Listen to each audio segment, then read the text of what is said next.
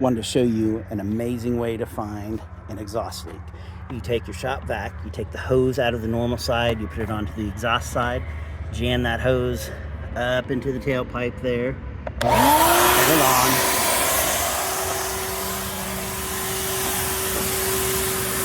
And get down here under the car, and you just feel. I can feel air rushing here. You get it right to there. I can feel that weld that just wasn't done very well to begin with.